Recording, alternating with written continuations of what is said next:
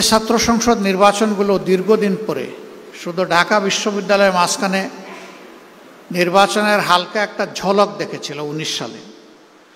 বাকিগুলার অবস্থা ছাত্র সংসদ যেন তামাদি হয়ে পড়েছিল, অপ্রাসঙ্গিক।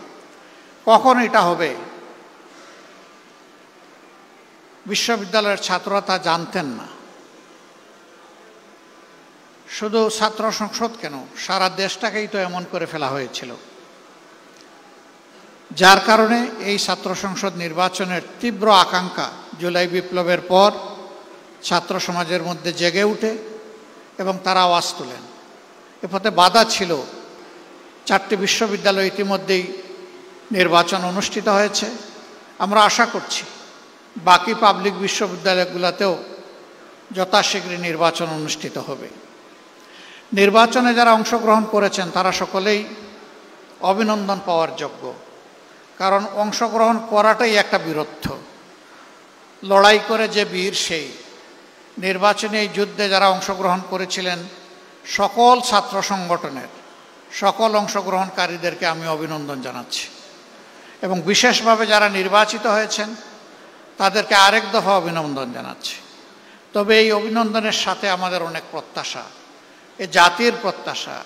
আমি দলের কোনো দায়িত্বশীল ব্যক্তি হিসাবে বলছি না, আমি দেশের একজন নাগরিক হিসাবে বলছি। এই বিশ্ববিদ্যালয়গুলোতে যারা লেখাপড়া করেন মেধার দিক থেকে তারাই এগিয়ে।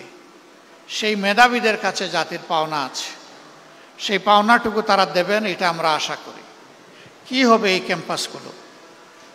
আমাকে কেউ জিজ্ঞেস করলে আমি বলি, এই ক্যাম্পাসগুলো নতুন নেতৃত্বের হাতে এমনভাবে গড়ে উঠবে, পরিচালিত হবে।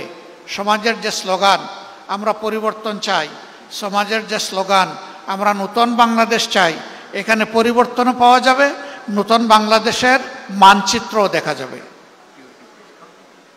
কাজে এই ছাত্র প্রতিনিধি বন্ধু এবং বোনেরা, এটা মনে করার কোনো কারণ নেই যে শুধু ক্যাম্পাসের মধ্যেই দায়িত্ব সীমাবদ্ধ, বরঞ্চ গোটা জাতির স্বপ্ন সারথি। এই স্বপ্নকে ধারণও করতে হবে, আবার স্বপ্নকে বাস্তবে রূপ দিতে হবে। আমাকে লোকেরা আরও জিজ্ঞেস করে আগামীর বাংলাদেশটা কেমন হবে। আমি বলি যে কয়েকটা দিন অপেক্ষা করেন।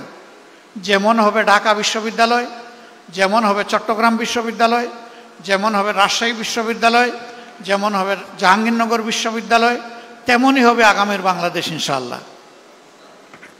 তাহলে বুঝতেই পারছেন আপনাদের উপরে দায়িত্ব কত ভারী। কিন্তু আমি বিশ্বাস করি এই ভারী দায়িত্বের পাহাড় নয়, পর্বত আপনারা ডিঙ্গাতে পারবেন ইনশাআল্লাহ।